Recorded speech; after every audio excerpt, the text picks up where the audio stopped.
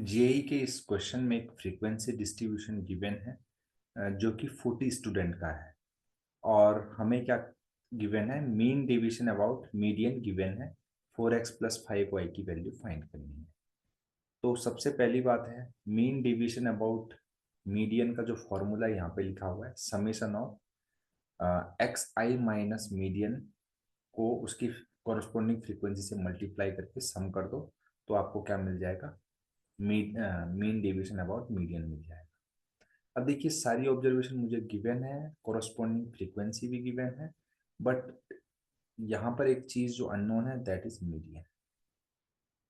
साथ ही साथ यहाँ पर कुछ अननोन भी गिवन है ना।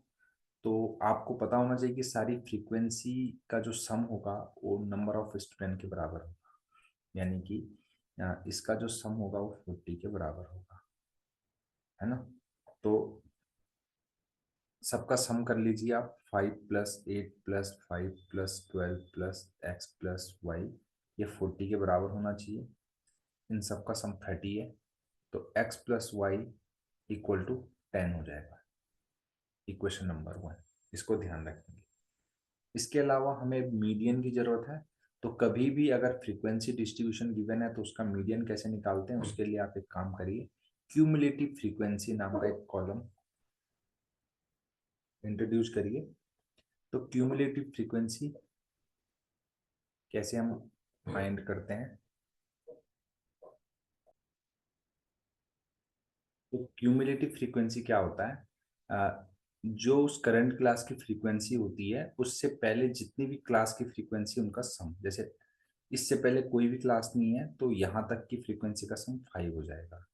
अब देखिए 8 है, 8 से पहले टोटल फ्रीक्वेंसी कितनी है, 5 है, तो इसको इसके साथ ऐड करेंगे तो 13, 13 के साथ 5 को ऐड करेंगे तो 18 आ जाएगा। फिर इस 18 के साथ 12 को ऐड करेंगे 30, ये हो जाएगा 30 प्लस एक्स, और ये हो जाएगा 30 प्लस एक्स प्लस वाई। अब क्योंकि x प्लस वाई की वैल्यू 10 है तो इसको हम 40 भी लिख सकते हैं, है ना। चलिए आगे चलते हैं। तो क्यूमुलेटिव फ्रीक्वेंसी का क्या रोल होता है वो ध्यान से देखिएगा, है ना। इसकी मदद से हम मीडियन क्लास को फाइंड करते हैं। मीडियन क्लास को कैसे फाइंड करेंगे देखिएगा। सबसे पहली बात है कि सभी फ्रीक्वेंसी का सम जो है वो 40 के बराबर है, मतलब टोटल ऑब्जर्वेशन। इसको हम कैपिटल एन भी बोलते हैं। तो अगर आपको मीडियन क्लास फाइंड करनी है तो सबसे पहले निकालिए n/2, n/2 की वैल्यू हो जाएगी 20 के बराबर। अब देखिए क्यूमुलेटिव फ्रीक्वेंसी 20 कौन सी क्लास के अंदर लाई करता है, देखिए, यानी कि यहाँ तक की फ्रीक्वेंसी का सम 18 है, और यहाँ तक की जो फ्रीक्वेंसी है उनका सम 30 है, यानी कि जो 20 वाली ऑब्जर्वेशन है वो इसी वाली क्यूमुलेटिव फ्रीक्वेंसी के अंदर आएगी। तो हमारे पास मीडियन क्लास जो है वो ये वाली क्लास हो गई। तो ये अगर मीडियन क्लास है तो मीडियन क्या होता है, एक्स आई की वैल्यू। तो यहाँ पर मीडियन की वैल्यू मिल गई हमें 18, राइट। तो मीडियन 18 आ गया। अब हम यहाँ पर मीडियन को रख देते हैं, है ना। सारी ऑब्जर्वेशन में से, सारे एक्स आई में से मीडियन को माइनस कर लेते हैं। तो एक्स आई माइनस मीडियन के लिए भी मैं एक कॉलम बना दे रहा हूँ ताकि कैलकुलेशन हमारी थोड़ा इजी हो जाए। तो 15 में से 18 गया, -3। अब मैं मॉड डिफाइन कर रहा हूँ तो मैं 3 लिख रहा हूँ। यहाँ पे 2 आ जाएगा, यहाँ पे 1 आ जाएगा, 0 आ जाएगा, और यहाँ पर आ जाएगा 1, यहाँ पे आ जाएगा 2।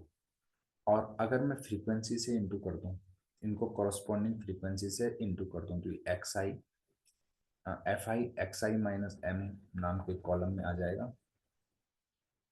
तो फ्रीक्वेंसी का इंटू मैं इसके साथ कर रहा हूँ, इस कॉलम के साथ, और यहाँ पे लिख रहा हूँ 5×3 = 15 हो जाएगा, 8×3 = 16 हो जाएगा, 5×1 ये 0, है ना। ये x हो जाएगा और ये 2y हो जाएगा। अब f i into mod of x i minus m, इसका जो सम होता है वो किसके बराबर होता है, अपॉन एन भी होता है, राइट, अपॉन एन। तो ये किसके बराबर होता है, मीन डेविएशन के बराबर होता है, राइट।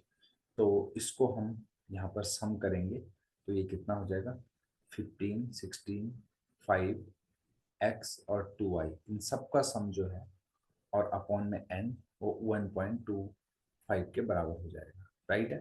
तो ये हो जाएगा 15 plus 16 plus 5 plus 0 plus x plus 2y upon total observation 40 है is equal to mean deviation जो कि गिवन है 1.25।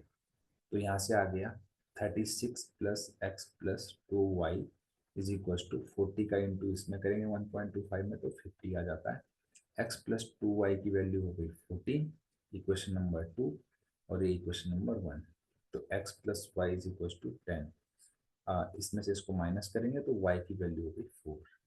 y की वैल्यू 4 को आप किसी भी इक्वेशन में रख लीजिए, चाहे तो इस इक्वेशन में रख लीजिए, तो x की वैल्यू आपको मिल जाएगी 6। तो जब आप यहाँ पर x की जगह 6 और y की जगह 4 रखेंगे तो ये हो जाएगा 20 और ये हो जाएगा 6 चौको 24 विच इज इक्वल टू 44।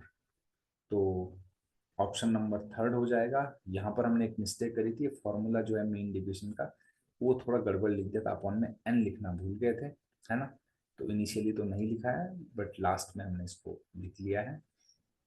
तो अगर आपको सॉल्यूशन अच्छा लगे तो चैनल को लाइक शेयर और सब्सक्राइब करना बिल्कुल ना भूलें। साथ ही साथ आपका कोई भी डाउट है आप कमेंट सेक्शन पर कमेंट करके जरूर पूछिए, मैं डेफिनेटली उसका आंसर करूंगा। Thank you very much.